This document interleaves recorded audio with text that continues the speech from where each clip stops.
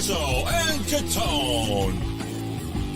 Well, listen, Mark, hold on. When I say, would you have caffeine today? What the hell is that up to then? Presented by Special Sauce Podcast, Studio 42 Design, and Corso Law Group. Now for the real deal New England feel, Corso and Catone.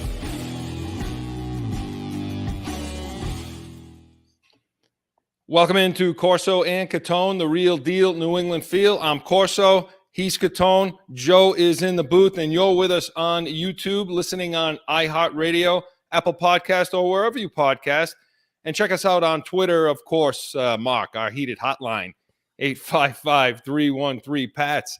Give us a call 24/7. Leave us a message. Anything's on the table, so bring it. Let's pick yours and let's talk to you. So 855-313-7287. Got a great one today. In Weekly Rewind, we're going to talk that Celtics Heat series as they're ready to tip off in about an hour and a half? About that, yeah. Yeah, we're going to talk. Get ready to go to the finals. Let's hope. That's it. Everybody's got it as a foregone conclusion. Mark and I are going to talk about that. So we're going to talk some Yankees versus Red Sox and, of course, Catone's comments. Stick around for that. Going to hear from one of you in the nation in Heated Hotline later on in the show. And in Real Deal, do these coaches really suck and does it really matter? We'll talk all about that. So, guys, welcome on a Friday evening. We're recording. We want to soak all of the Celtics game in, and we really want to talk about this. We don't want them to win without us breaking this game down, right, Mark? No, of course not. We have to break it down. What else? But fear not out in the nation. We're going to talk a little bit about what happens if they win this thing, too. And I think some takes that you'll kind of be surprised about. Joe, having a nice week, are you? Oh, yeah, you know it. All right. Now, ready for the weekend, too. Excellent. Well, speaking of weekend and weekly, let's get to Weekly Rewind. Let's get going. Yeah. Going back through the week, about a weekly rewind. So the Celtics are up 3-2 over the Heat in the series. They won't go ahead and win Game 5 down in Miami and bring it up to Boston. And as we said, a tip-off is about an hour and a half away or so for Game 6. And Mark, everybody has this pencil. I mean, I'm getting a little nervous because everybody has this thing penciled in as a win, like automatically, already looking through to Golden State. I mean, is that how you see it tonight? I do. I just think you need to bring energy right from the get-go, not what you have done the last couple of games with the slow start, and you kept them hanging around, and then all of a sudden in the second half, what was it? Somewhere at like the third quarter, they hit the switch somewhere. Midway through the third quarter or so, they hit the switch, right? I mean, listen, come out from the get-go, open in 10 minutes, blow the doors off this team. This team has to be one of the worst Miami shooting teams I've seen. My God, seriously, I could go out there. At least in these playoffs. In these playoffs, Chris, I could go out there and hit some of those jump shots they're missing. I mean, Jesus, it's not that difficult. I mean, are you kidding me? Joe, can we replace a Catone's comments coming up soon with that? Get them out on the court there. Oh, yeah. We'll have to do an on-location shoot, Joe, and I'll take the ball out there and show you. Listen, Mark, I think they win the game, too, tonight I think also. I think they're going to blow them out tonight, to be honest with you. And I think you make a great point about the quick start. They broke down the wall. Neither one of these teams could seem to put it together 2 games in a row. Nope. And I don't know if that's just a microcosm of what the league is today, which is, you start to get a little adversity and then boom, you just kind of pack it in. We'll get to the next game. But finally, they were able to bring some energy. Like you said, it didn't happen until the third quarter. Luckily, Miami had less. They showed up with less. Miami seems to be a lot more banged up at this point. Yeah, they are. I mean, Jimmy Butler, I can't imagine this is his best. Listen, he's playing because it's the playoffs, but I honestly, I don't think he'd be playing. I don't think Lowry would be playing. No. The other kid, Hero, he's still not playing. He hasn't played since game 1. Like these guys they really do miss his shooting. He's the best shooter on the team. But I don't think these other two guys would even be playing if it wasn't the Eastern Conference Finals. No, I agree. I mean, and of course, Boston's banged up too. I They mean, are. they They got their absolutely are. injuries and so on, and so they broke that wall down, winning 2 games in a row, bringing the juice. And I agree. The way this thing has to go tonight, you come out of the gates on fire with that energy, feed off the crowd, get them into it. You need about 1 quarter of that, and I think Miami folds its hands. Yep, And absolutely. says, they go home. Let's get ready for the offseason. So I think that's definitely what happens. But speaking of the injuries, what do you make of it? Because all you hear around right now, and this is for them if they're moving forward too, but you'll see, Robert Williams, he'll play in a game, then he's out a game, then he comes back for another game. Marcus Smart, I'm not sure you can really go that route with him because that was Okay. Yeah, it's not like he came right back from it and then sat out. You know what I mean? The night he rolled it, I give him credit. He came back out of the locker room and played. He tried it. Yeah, and then he was Willis Reed moments. Yeah. Right. Yeah, he did. But he tried. No, he did. And Tatum the same with the shoulder. Now, I would say Marcus Smart, this was the previous series was more like that with him. In and out, and out. So what do you make of that? I mean, because you hear around, well, these guys are just not tough enough. Suck it up like it's 1986. Get your ass out on the court and play. Is it that simple today? Well, no, because listen, in 1986, you didn't have marketing people in your ear. You didn't have, all this other stuff outside of basketball where you're making money saying, hey, you go back on the court and it's career ending. Now there goes all our other money. So listen, who gives a shit? You sit out. It's the playoffs. You'll be there again next year. You sit out a couple of games. You get yourself rested because it's that max contract. It's that team. It's this deal. It's this product. It's these sneakers. They didn't have all that stuff back then. There's Ruffles. 15 other things that these people are worried about. These handlers and marketing people. They didn't have that in 1986. They're talking about Jason Tatum doing those Ruffles commercials with those heated, come on, little hot, right? Come on, I can't eat joke. I can't eat those things, guys. You eat Red Hots, you break your teeth. Yeah. But have you had Joe? The dentist has a picture of him in his office room because he goes there so much with the Red Hots. Patient of the year, I'm up over there like this, but with a box of Red Hots. But no, have you eaten those Ruffles or those Cheetos that are like hot? I can't eat that. Disgusting. Yeah, they're gross. People eat those things like people drink Diet Coke. It's unbelievable. You know what I mean? Eat that all over their fingers. Anyway, so I agree with you. I mean that and don't discount the every other night thing too. I mean, when you got injuries, I'll give it to Udoka a little bit. I'll give him some credit on this in managing these injuries because you got Robert Williams with that knee problem, and Marcus Smart now with the ankle, and Marcus Smart has had all kinds of different issues going on, and because you're playing every other night, there's no recoup, there's no recovery time. Sometimes in these series, you remember they would play like maybe every 3 nights, especially when they were going when they shifted to the different place, the different venue. There would be an extra night there. You don't have that now. No. So, I mean, speaking of being rested, I will spout this about the rumor mill about the Heat, the Warriors actually getting some time to rest up, and the Heat actually might take it to the Celtics tonight to go Game 7 so the Heat get their time to rest so we can see a Game 7 on that end. You're talking about being the fact that, somebody else has their hand, like Vegas has their hand in this game tonight. Oh, to give the Warriors more time to rest? Yeah. Yep. I don't know. But even if it did go 7, it's only Sunday, right?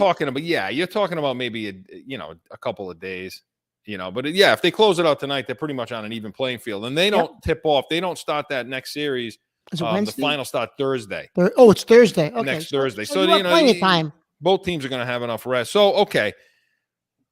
So we both agree. I think that either tonight or Sunday, the Celtics win this series. Yep. But I'll tell you what, Mark, I'm not interested in going down there. I mean, you told me that you said to us yesterday, it's Game 7. Anything can happen. Anything. No, listen, if you lose, if for some reason you don't do it tonight, listen, We should. I don't think there's any possible way Miami could beat you 2 games in a row. However, if you don't take care of business tonight, listen, game 7's game 7. You're on the road. Anything can happen. I mean, Tatum could roll an ankle. And now what? Okay, now don't even say those kinds of things. No, but I'm saying, but I'm saying you can't go to game 7. My point is because you run the risk of anything happening. So you want to avoid that at all costs. Even though I don't think there's any way Miami could beat you 2 games in a row with that lineup that they currently have and the health that they're in. But you still don't want to tempt faith. Get out of there tonight. Get out healthy and get ready for Golden State. You know who's the MVP of the series? Who gets the whatever? Now let me think. It's the Larry. Listen, the Larry Bird. They implemented this year conference MVPs. So Eastern Conference and then Western Conference. I think Curry got it over there, and he did. So now this one's the Larry Bird, the conference MVP, conference final MVP. Then you got the Cousy Trophy, which is the Bob Cousy, which is the the trophy for winning the Eastern Conference, and then you got the finals trophy is the Russell. It's like an all Celtics thing, you know. Well, I heard today that Felga and those guys were all like pissed off about. They're all pissed off about all of that because who cares about some guy that played in the 50s and you won? Okay, big deal. You won 12 championships. There were 6 teams in the league. 1950 something. Gag on it. Who cares? Listen, and they were kind of mocking that era of guys. Listen. That's because he roots for the Bucks. Listen, the only claim to fame is last year. That's why. Listen, I'm not talking about Cousy, but listen, Bill Russell could play in any goddamn era of basketball, and he would be a dominant player. All you have to do is, I don't care who he was playing against. I don't care if it was in the 50s and 60s. All you have to do is watch the man, and the man would have played in any goddamn era. So those fools, they don't think Larry Bird could play in this era? Are you those guys? I'm not talking about Cousy, but Bird and Russell. You know what, Felga? Come on the show, Felga. I keep repeatedly asking these guys to come on the show. Nobody wants. They don't get the balls to come on Corso and Catone. No, because and it's funny too because if it were, it's funny who gets the pass with them. Yeah. It's funny who gets the pass with them and who, so they only played 6 teams, so automatically you're in the quarterfinals if they even had that. Hey, look, you play the cards you dealt. I mean, this is the league. Well, they make fun of that too. Well, they make fun of that too because that's what Belichick says. You play the schedule you got. So they make fun of that comment, what you just said too, because of Belichick. So what made the Rochester team then in 1957 suck more than the Minneapolis team? You know what I mean? The Lake. I don't know who was any good then. I don't know what kind of play. It was all watered down. I mean, there was only a set of few good players. You had 1 or 2 of them, fine. But you still gotta win. Would they win 11 in a row, 9 in a row? The Celtics. That matter. I mean, it has to mean something. Christ, I'm with you, Mark. These guys. You want to talk about watered down? There are so many goddamn teams in this league. Yeah. Half of these teams, players 7 through 12, don't even belong on a goddamn professional basketball court, but they got to fill out rosters. So they're putting guys on these teams that shouldn't even be in the NBA. Right. You want to talk about watered down basketball? Yeah. Come Juwan on. Morgan, Luke Cornett, Fitz, guys like that on the team. So yeah, Mark and I both, we both have Boston winning this series. Okay, so and Tatum would win that reward, yes? I have to think he would win. I mean, I know people have been saying, well, Jaylen Brown. I have to think I'll give it to Tatum. That's my pick.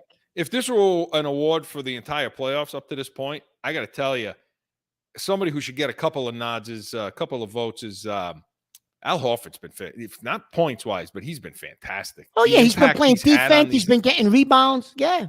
The spark when they need it, hitting a 3 when they need it. So Al Horford they never expected that. When they brought that guy over and in a situation to, get rid of some salary and salary dump, did anybody ever expect that Al Horford would do what he's doing right now? Nope. So now they got some decisions to make on that. Okay, so let's say they win tonight or Sunday. Now we're looking at Golden State. So how do you see that matchup going, Mark? Generally speaking, we should have the advantage with Tatum and Brown because I mean, Draymond Green can play defense, and I think Wiggins can play some defense, but Thompson and Curry, and Poole, Jordan Poole, they're not defense. They're not guys that are going to play defense. They can shoot and score. So I have to think that Brown and Tatum are going to be matchup nightmares for them.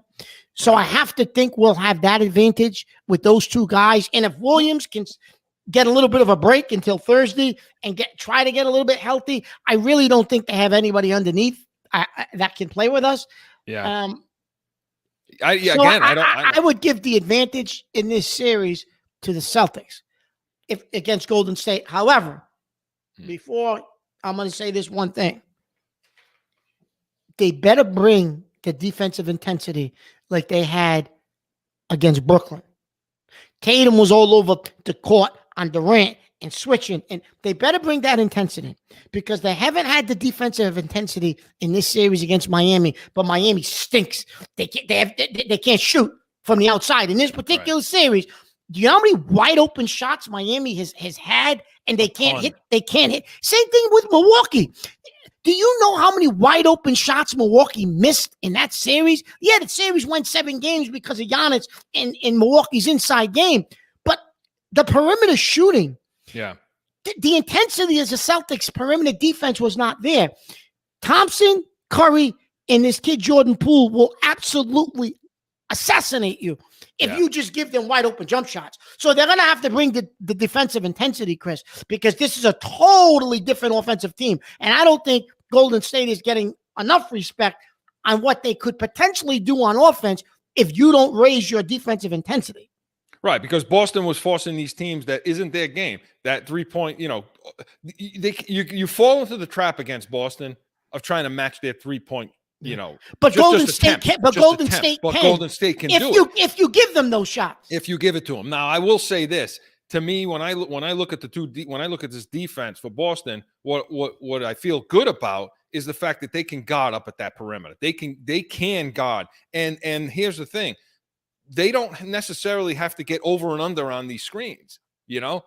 They can't switch off, and their guys up top can defend up at that top without so much worry. And against Golden State, how much worry do we have about somebody getting to that rim?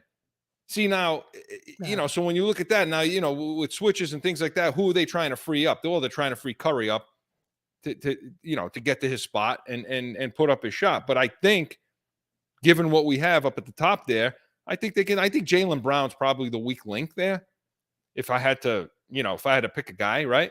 But yeah, I would say, but even Brown, he's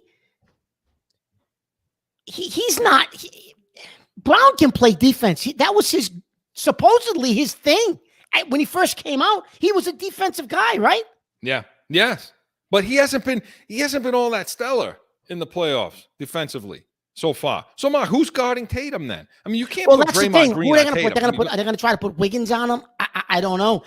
That's the thing. I don't think they have a matchup for Tatum. And if you remember in the regular season, Chris, they couldn't match up against Tatum. Golden State. Only other forward that is that Belica. Is that how you say his name? Yeah.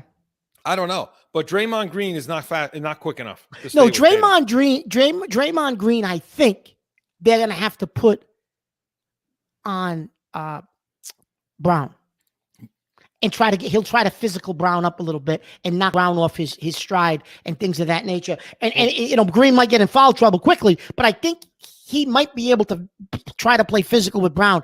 I don't think he can do that with Tatum because I think Tatum is just got too much of a game for him to do that. I don't think they can put Green on Tatum. And they're watching film. They see Brown. They see the way Brown's handling the ball, and it hasn't been good. They've been turning, and that's going to forcing Boston into turnover seems to be one of the ways to try to beat them. So to me, I think Boston is. Look, forget who's the better team. I told you during that Milwaukee series, right? I said to you, the winner of this series is the NBA champions. They're the two best teams in basketball, and thankfully Middleton was out. We talked about that. Celtics won the series, but you and I both said off camera we thought the winner of that series was going to win the whole thing. Okay, so let's get to what before baseball. Let's get to what people want to talk about, which is right now going into that series. Yep. Who's better? Who's the better player, Tatum or Curry? I'm still going to go with Curry. The gap has drastically close. I think Curry is at the downside of his dominance. He's in the back end of his career, and his dominance may have another year or two at that level. I think Tatum is catching him real quick and about to go by him. In a money game, I still think I would take Curry if you needed a couple of shots down the stretch, in my opinion. And I know I'm going to get pushback. I'm waiting for that. But yeah, that's what I would say. That's I know what that. I do. Yeah. I am pushing back because the name. Listen, like the closeout game last night. Yeah. He was 5 for 17. He had 15 points, Curry. Now, he had that one game I know you keep pointing to. He had 1 or 2 games in that series where, he took them on their back in the second half. I get it. But when you watched the opposition and the way they defended him, it was piss poor what Dallas was doing. Let me just give you a couple of things. Jason Tatum, this playoffs, 26, almost 27 points a game, almost 6.5 rebounds, 6 assists in 16 games. Curry, 26, maybe a point less, 26 points a game, 6 assists a game, about 5 rebounds a game in 16 games. Pretty damn close, pretty damn close in numbers, okay? To me right now, again, we're not talking about their prime. I mean, Curry in his prime now as it sits now, better playing than Tatum. We'll see what Tatum is in his prime. He's 10 years older than Tatum now. Yeah. But today, right now, I'm taking Tatum because I think Tatum's got more to his game right now. He can play defense better right now. He's a forward, so it's different. But I mean, he can play defense. I think he gets to the rim and finishes a lot stronger than Curry can right now. Okay. Shooting wise, yeah. I mean, lights out. Curry's Curry. But I think he can be defended get him away from the rim so he can facilitate. I think Tatum right now is better at doing that. I think he draws so much attention that he gets guys open, and that he's one of the reasons why they can shoot the way they're shooting right now and have such good looks at the basket. I don't know if I could say the same thing about Curry. So right now, I think Tatum's a better player right now. I really do. So we'll see what happens. Do you want to give or do you think it's putting the hex on to give a prediction? Well, I already said I thought the Celtics would win. I don't want to give a prediction, because I don't want to jinx us. Okay. You can give a prediction. I'm not giving a prediction until I know we're there. Tatum has been he averaged 32.5 in this series a game. But anyway, no, I think so. I'll just say the Celtics. I think the Celtics are the better team, top to bottom, right now. And you couldn't say that in December, So we'll see what happens. They tip off about an hour from now, so we'll either be talking about finals or we'll be talking about what the hell happened, right, Mark? Listen, it would be one of the biggest shockers of all time if they lost 2 games in a row. The way Miami has looked. If they lost 2 games in a row to this team, it would be one of the biggest shockers that I've seen. It really would. We would be devastated if something like that happened. So because of the way Miami looks right now. I know. Well, let's talk a little baseball, okay? Because they've been getting the backseat on this, and because there's been some movement now. Joe, are you desperate to play the Yankees versus Red Sox wash? Do you want that? Oh, we haven't been able to do that. Of course. Go ahead, Joe. Let's have it.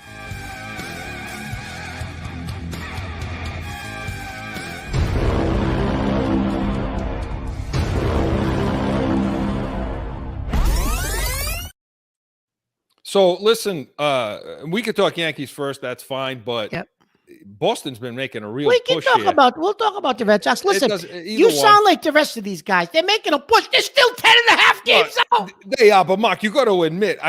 They were at the cellar. It's almost June. Look, they're still 10.5 out. They were second to last in the American League, and now they're 8th. So they are playing a lot better. Why? Yeah. What is happening? They're hitting now. But they're hitting, right? And we talked about this earlier, that lineup was supposed to be able to produce, right? So Devers Martinez is putting together an MVP season.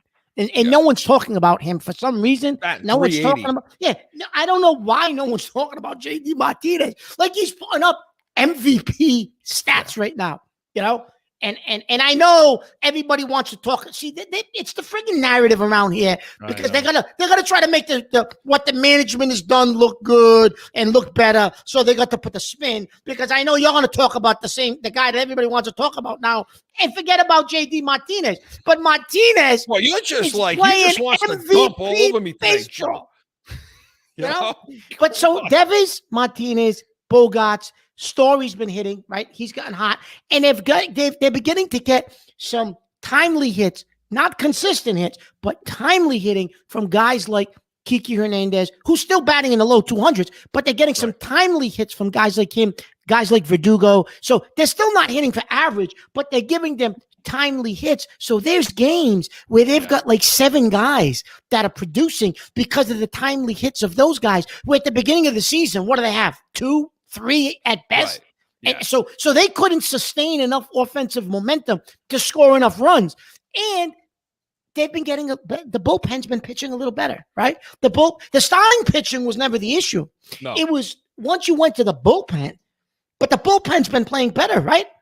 They have. And I think, honestly, I will give Cora, I think he's been handling the bullpen better, too. I will say that.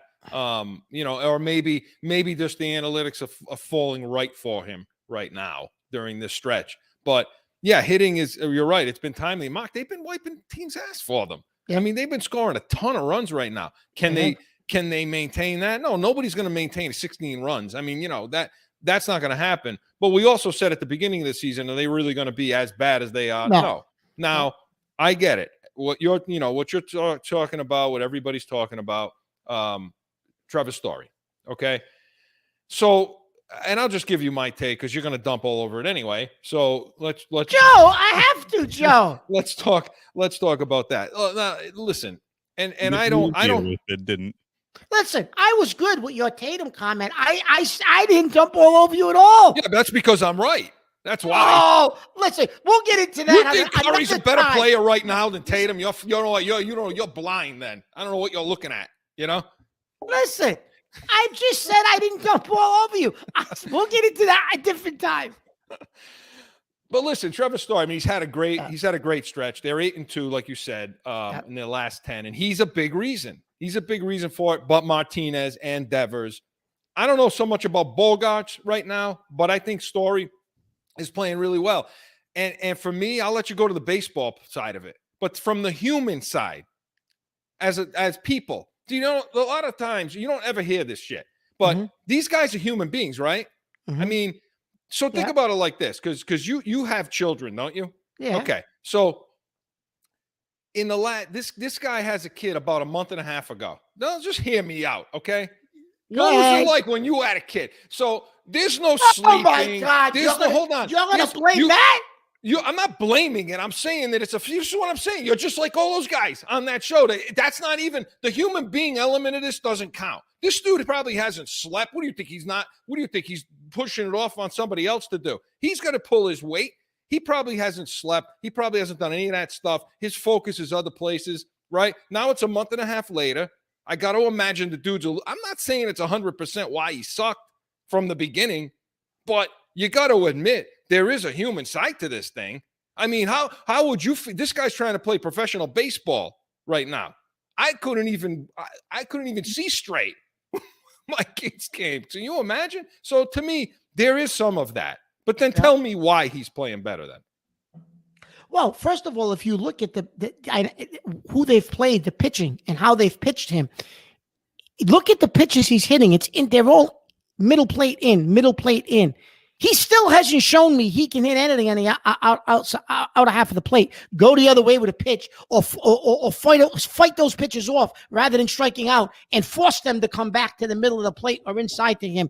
Yeah. So he's still, in my opinion, what do I know? I don't know. I'm just telling you. I'm just telling you what I've seen and what I've observed. And if you want to go to human side of things, I'm just saying it's a little bit of a factor. I'm going to go to the human side of things and how the Red Sox have porked Bogarts. Okay, here's a guy who took a hometown discount to stay on your team. Okay, when they traded Betts, he took a hometown discount to stay there, so you could try to keep a semblance of a team together to make another World Series run. And now it's coming time for him to get paid like all these other guys Yeah. You bring in Trevor Story, who everyone knows is only playing second base for the year, and they lowball you after you took the hometown discount for them. They lowball you.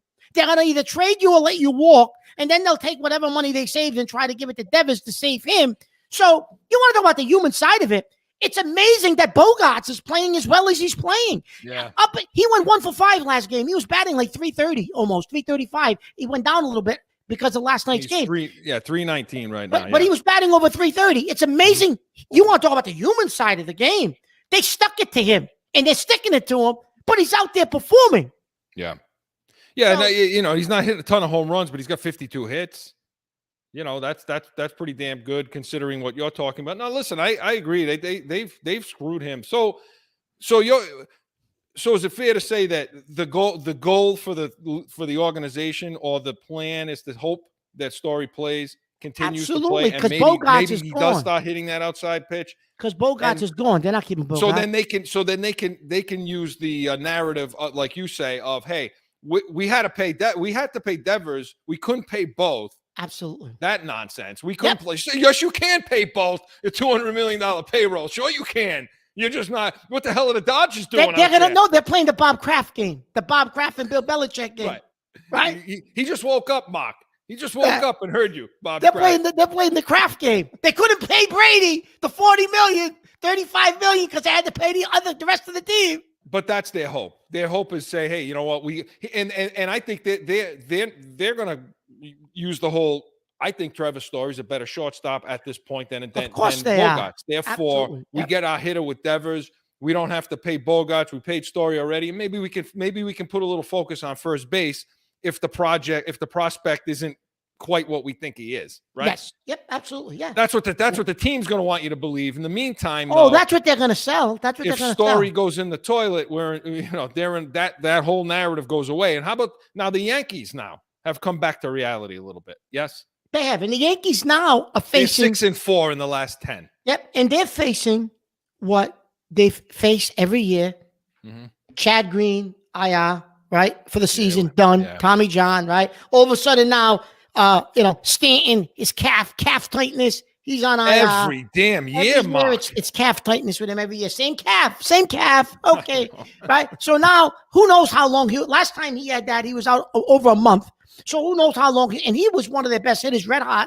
I mean, Judge is having an MVP type of season, right? But now you're starting to get these injuries. Now, LeMahieu, banged up, that's what happens to them. And let's face it, they were putting balls in play and doing things that they weren't typically doing. Now, all of a sudden, they're starting to fall back into that trap a little bit, right? If you've watched some of their games. And their bullpen, Chapman, they put him in IR, Achilles. This is Achilles, my behind. They did a test. It came back negative. Achilles soreness. Yeah. Now it's in his head. They're going to send him and try to do something with his mechanics to try to get him to throw strikes and get his velocity up. Mike King, who was unhittable in innings 7 through 8, is giving up like 6 runs in 2-3 games now. So they're starting to face some of what we thought may have been an issue early on. They were playing better than anybody could have imagined. It looks like they're coming back to what we originally thought they would be, right? Yeah. Somewhat of want to call it reality. Do you think they're gonna? Do you think they'll give up? You think they got enough to push to the rest of the season? It's early still. So it's early. I think they're going to be in the hunt all year, but I don't think they made it look like they want to run away and hide from everybody and win like 110 games. They don't have that kind of a team. I mean, I think they'll be high 90s, right? Around 100 wins. But listen, I think Toronto, I think the Rays, and who knows what Boston does going forward. I think you're gonna have a bunch of teams in that division in the 90s win-wise. Well, it's gonna be interesting down the stretch, and I want to go another week. And next week, I want to know from you. So bring it. What kind of moves should these two teams? Should Boston be a seller, a buyer, and what kind of move should the Yankees make, given the injuries, given some of the things in the pitching staff, that what's happening right now? Mark will be ready to talk to us about that next week. I'm sure. I just put you on the spot, so you better make sure you bring it. So, Weekly Rewind was presented by Special Sauce Podcast. What's your special sauce? SpecialSaucePodcast.com. Hey, he's already fired up, so stick around because CATONE'S Comments is next.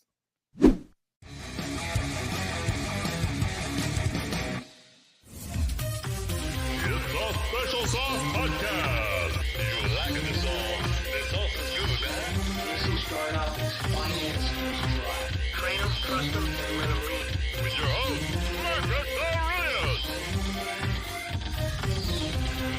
Tune in to Special Sauce Podcast, wherever you podcast. What's your special sauce?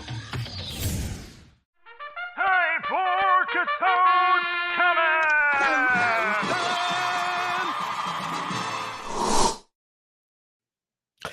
I don't know if any of you have been paying attention this week to what's been going on between Nick Saban, from the Alabama head football coach, and Jimbo Fisher, the head football coach at Texas A&M. And at one time, I believe he was an assistant under Saban. Well, Saban is accusing him, and even through Deion Sanders, kind of under the bus a little bit, and kind of saying that, they got this new college football and in college athletics has this new, it's called an NLI clause, which is name, it's NIL, I'm sorry, name, image, and likeness, right? So this name, image, and likeness, anytime you use any part of that player, whether it be jersey number, commercial, sponsor, they're now allowed to get paid, where before amateur athletics, you couldn't get paid. So what these teams have now been doing is they're treating these name, image, and likeness almost like a contract. Like you're giving somebody a 2-year contract, a 3-year contract, like a professional player. So you've got kids now coming out of high school, especially football, because there's huge money in football. They're going to keep being recruited right now, I believe, between Georgia, Texas A&M, some of the big SEC schools. And supposedly he's being offered $6-7 million for name, image, and likeness. And they got these boosters who own these car dealerships and insurance agencies, and they're going to make them the face of on commercials and billboards and all of this stuff. And they're going to give this kid millions of dollars. Listen, Saban, all of these coaches, college football, these presidents, these college universities, listen, you've been using these kids for years to make millions and millions of dollars. And then you got pissed off when they were going with these college basketball players. After a year, they were one and done, and they were going to the NBA because these kids want to make money. Before you blow out a knee, you know what? I'm going to go make my millions of dollars. You can't blame these kids. Now, all of a sudden, you're chastising each other. You're talking about the fact that, you got the transfer portal in college basketball. Well, part of that transfer portal is so these kids can go get the money through this imaging and this licensing. So if you're not doing it at a certain school, yeah, maybe it's about playing time. But in a lot of cases, it's also about, I can go, a wide receiver from Pittsburgh who was an All-American just went to the University of Southern California because he got $3 million. Well, it's just like NFL free agency. But these kids deserve it. So stop being a hypocrite, Saban, and saying, they're only getting players now at Texas A&M because they're holding this money like ransom over their heads. Listen, you people made money off these poor kids for years. So cut the bullshit. Allow the kids to make some money. Allow them to help their families, right? Allow them to do what they got to do. And then when they're ready to turn pro, they turn pro. I am going to say this. There are some classy guys in this business. And the guy here from Providence College, Eddie Cooley, said, hey, I love my guys can make money now. You know what? And he's embracing it, and he likes it. And I think we're going to be getting him on the show soon, Chris. I've reached out to the university and to him through some back channels.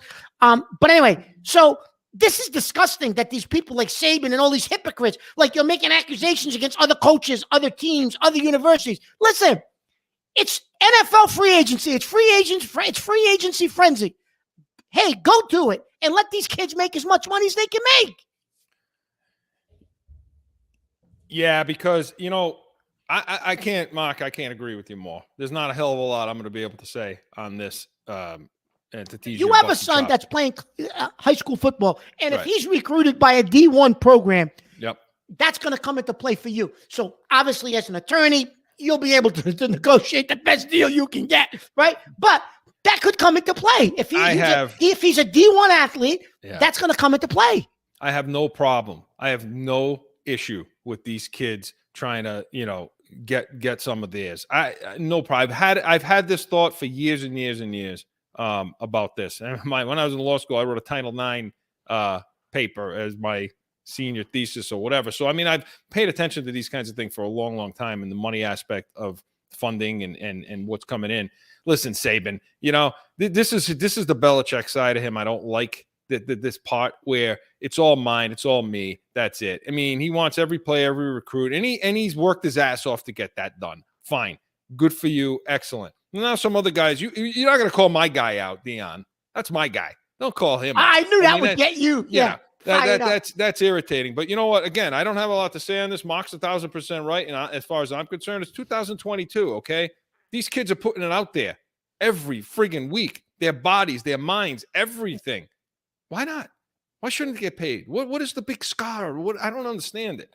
So, and there's a lot of other things that should be happening with them and support that they're not getting through the universities in the way of how to manage their life and manage their finances once they do become possible pros, and courses they should be taking, majors like that. There's a lot of stuff that can trickle down from this.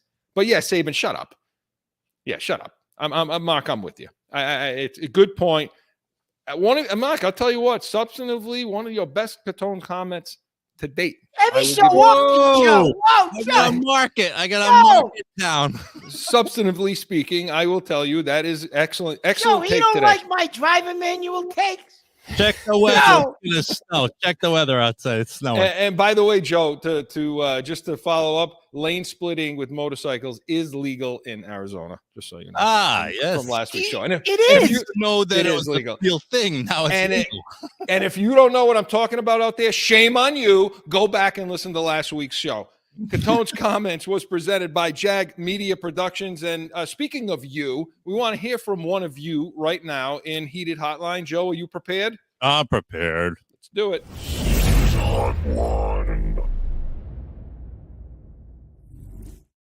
Hey, you guys. My name is Morgan. I'm calling from California. And I wanted to call in today to get your thoughts on what you believe the sports industry can be doing to help with this awful, horrible tragedy that happened with this shooting at the elementary school. You hear all of these celebrities kind of saying this, we need to stop this. This can't be happening. What can be done to help? Thank you. Yeah, listen, that's a great point. Typically, Mark and I don't hear the Heated Hotline ahead of time because, Joe wants us to be the reaction. But we did listen to that. When Joe got this in, he let us hear it. And I said, you know what, let's get this on the show because this transcends sports and everything else. And first and foremost, our condolences, obviously, from this show, from us, from Mark, me, Joe, anyone involved with us, to the families and everyone involved in that horrific, as the caller says. And thank you, by the way, for that call, Morgan, in California. Yeah, it is horrific. And, I'm in Arizona. Texas is obviously a couple of states over. Mark, honestly, I'm not kidding. I'm not exaggerating. When I walk outside, I can feel the pain in the air from there. I mean, it's a ridiculous tragedy, but to get right to the point of what the caller is saying, I think there's a lot that can be done. We heard Steve Kerr come out. He was banging the table, slamming the table, talking about enough. And I love that. I commend them. And I started to think, well, what else are you doing? Then I went back and looked at some of the things he's been doing over the years. And he goes back a long way in advocacy for equality and also for, and it doesn't matter. Your politics mean nothing in this situation. These are children. These are people that are dying out there, that are getting killed. Okay. So it really doesn't make a difference what you think about gun control, this other stuff. The bottom line is whatever can be done to help, that's what can be done. And Mark, you have such an interesting perspective. Mark's been in the education business his whole life. Okay. An educator, a principal, administrative, everything. So Mark, speak to this. I mean, you've dealt with this firsthand. It's my heart goes out to those people and to all the families and to the victims, because that's just a horrible, horrible. As soon as I hear something like that, it just I cringe. My whole body, I go numb, because as you mentioned, I was a principal. I mean, I've been in education my whole life, and I've had situations where we've had to go into lockdown because of potential. Somebody came into the building. They don't know if they had a gun. They don't know if they had a weapon. There's an intruder in the building. There's a bomb scare in the building.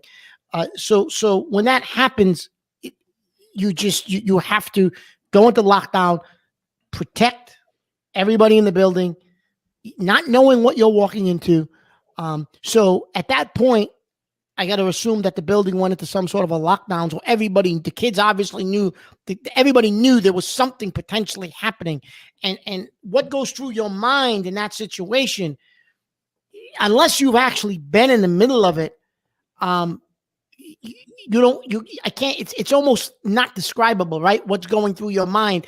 And as someone who was responsible for keeping the principal, the school I was in charge of, I had like 900 kids and like 75 faculty members. So I was I had roughly 1,000 people in the building. And as principal, I had a couple of assistant principals, but it was my job to keep everybody safe and to make sure that all doors were locked.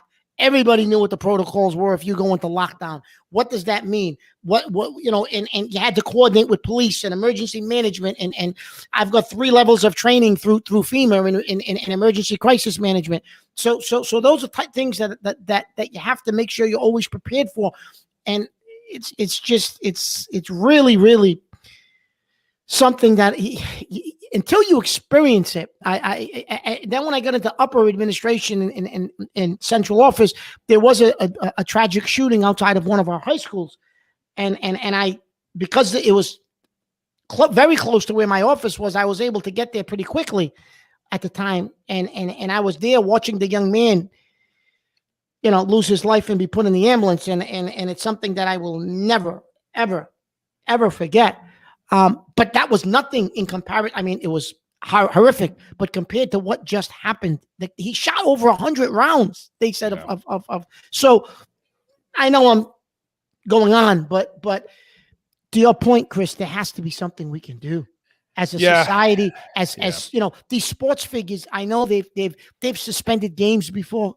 Right? They've we're not playing tonight as a just a remembrance to the victims. Do something to stand up in solidarity to say, hey, enough's enough. I know Kerr banged on the table, but yet his team played last night. So, and I'm not saying I don't commend him for taking that stand at the press conference, but his team went out and played last night. Well, Mark, I think that the thing about this is. I don't need you to miss work. Okay, I don't need you to miss work. No, that's fine. No, but then for these guys, they're making $200 million. I mean, but do it on your time. Then take your time. That means a lot to me. That means a lot more to me. Take the time you have when you're not working to take. I mean, these guys talk a lot about the platform. I'm going to use my platform for this and that. There's been 200 shootings this year, which is disgusting. There's been 200 days this year of this year. There's been 200 shootings, something like that. So, yeah, again, and just saying it's disgusting is not enough. I mean, Mark has that perspective. I worked in the public sector too. I was a prosecutor. I looked at it from the end of victim impacts panels, getting together with local police and to stop domestic violence, which all things can stem from the home, violent scene growing up, domestic violence scene, and then that turns into something else. I mean, look, no matter what you think, how you think, there's always something that can be done by all of us, as little or as much as you possibly can do. And to me, education, I mean, we're talking about education reform, mental health education. This is another thing that, to me, we should be pounding the table for that in the schools, in my opinion. Get in there early, talk to these kids. Instead of giving, you don't want to give teachers all guns. Teach them how to recognize any issues like that, mental health stemming from the families, the things that have happened in their house that have led to violence, and where their mental state is. Look, the bottom line, like Marcus is giving some points, I'm giving some points. You have this platform, Steve Kerr and the rest of everyone. People listen to you. People appreciate what you say. You have the ear of this nation. So then, use it. I'm with you. Use it. And the things Mark and I are talking about, those are some of the things that can be done. But the fact that we're talking about it, that everybody's talking about it, that's a good thing. Let's not stop talking about it. Is my point. And get with your government and see what we can get done. But again, horrific, tragic. again, our hearts and prayers go out to everyone involved. And let's hope from this, we can start to figure out how to end all of this. Heated Hotline was presented by CORSO Law Group, Arizona's leading criminal and traffic law firm. CORSOLawGroup.com. Allow us to be your voice. When we come back, we're going to get real, talk some Patriots and Real Deal. That's next.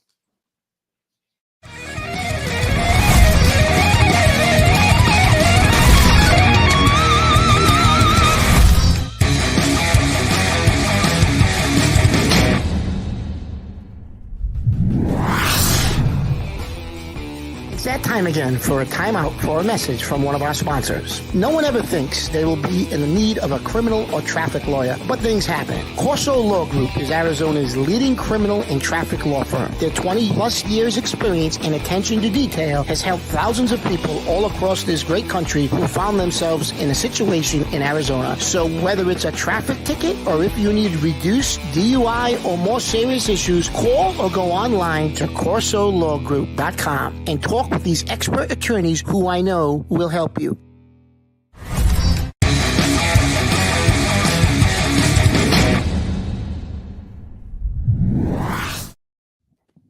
Back in with more Corso and Catone, the real deal New England feel. And listen, do the coaches just suck? And does it really matter if they suck? That's the real question. And Mark and I are going to have the answers right now in Real Deal. What are you writing now? So I'm working over here. You're talking about nonsense. I'm working. That's why we are the Real Deal New England Feel. It's going to be real. So, Mark, that's the tagline. Okay, do the coaches suck and does it really matter? So they've had their OTAs this week, the Patriots. We're talking about the New England Patriots. They've had their OTAs. Questions have been coming up about who's going to be the play caller, who's going to handle the offense, who's going to handle the defense, so on and so forth. And it's really focused right now on the coaching. So just real quick, I just want to give you the recap of the OTA and who's been doing what. So Joe Judge was working a lot with the quarterbacks and the skill positions. Patricia was with the O-line. Belichick was with the whole offense throughout. Belichick was relaying the plays to the quarterbacks on the 11-on-11s that they were running. And when he was giving the plays, Patricia was handling personnel, who's coming on and off. So, Mark, is this a problem right now that the way they're handling it? And I want to know what you think of the coaches. Are they this bad? And is it really going to matter, the assistants in the wins and losses? So I was thinking about this the last couple of days, right? So when you think about it, okay, so yes, Andy Reid has an offensive coordinator. Shanahan in San Francisco has, I think he has an offensive coordinator. The Rams have an offensive coordinator. However, it's the head coaches that are calling the play. They're calling in those offensive plays. They got the sheet. They're offensive-minded head coaches.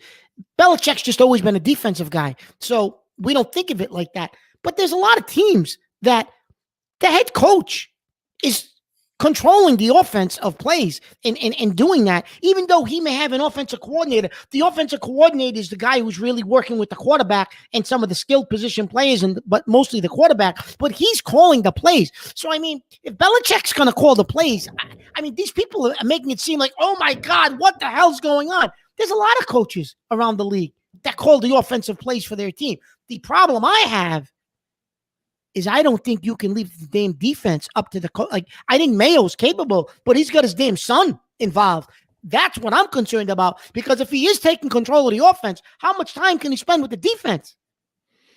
Yeah, the thing about the head coach calling the plays, yes, it's worked. Like you say, Shanahan has done it. Other coaches have done it for New Orleans. Sean Payton, Andy Reid, like you say. The issue with the head coaches calling the plays and doing that, the game management sometimes can suffer. So when you have, and when we talk game management, we're talking clock management, timeouts, situation. And when you're a team like the Patriots, who really really hop on situational football, the point in the game, all those things, create a situation. What's your job in that situation? Do your job. That's their type of style of football. So when you take the guy that's that guru of that, and you then take him and you make him the play caller, you may be taking something away. And that's, to me, that's one of the biggest issues. I have no doubt he can call the plays. I have no doubt he can handle it. And I really have no doubt that Gerard Mayo, and I'm not saying Steve Belichick right now, notice that. I think Gerard Mayo can handle the defensive calls. I think he can handle what's happening on that field. And that's who I think the players respect. Well, we can talk about the defense another time. But offensively, I have no problem with that. I also have no problem, Mark, with Belichick overseeing it and somebody else calling the plays, because what people don't understand is throughout the week, it's a collaborative effort, the game plan, what you're going to do, what you're going to call. Now, what happens in game, and as things have to adjust, that's where you might run into the issues. But I have no problem with Belichick overseeing the offense and gearing towards that and assigning out those responsibilities, So, but Mark, as far as the individual coaches themselves, Judge and Patricia, what do you think their ability to be able to coach? Listen. I think the quarterback coach is Brian Hoyer, and I think Judge is learning from him just like Mac Jones is. I think Brian Hoyer is going to do a lot of facilitating behind the scenes when they're breaking down film and they're dissecting things. I think Brian Hoyer, believe it or not, is going to have a big voice, and I think that's why they brought him back. They gave him a heck of a lot of money for a guy his age to be a backup, and they didn't just give him a 1-year contract. He got a 2-year contract because he is pretty much the quarterback's coach, and I think he's going to help Judge with understanding certain situations and certain down and distance things. What do you do? What are you looking for? And what do you expect out of your quarterback? I think that's going to come from Hoyer, who, by the way, sat for years behind the greatest that's ever done it. So he has a different perspective, and I think he also has a perspective of, well, what did Tom do in these types of situations? Right. And he can bring that to this offense. So I think Judge is just there to learn himself, and you need somebody there to work with Jones. That's technically the coach, but I think he's learning on the job too. Yeah, I think they're both seat fillers for O'Brien, who's going to come next year. Yeah, but that's we'll talk about that another time. I don't agree. I know we're slamming the crap out of both of these coaches, and I get it. And they would. I have always said it before.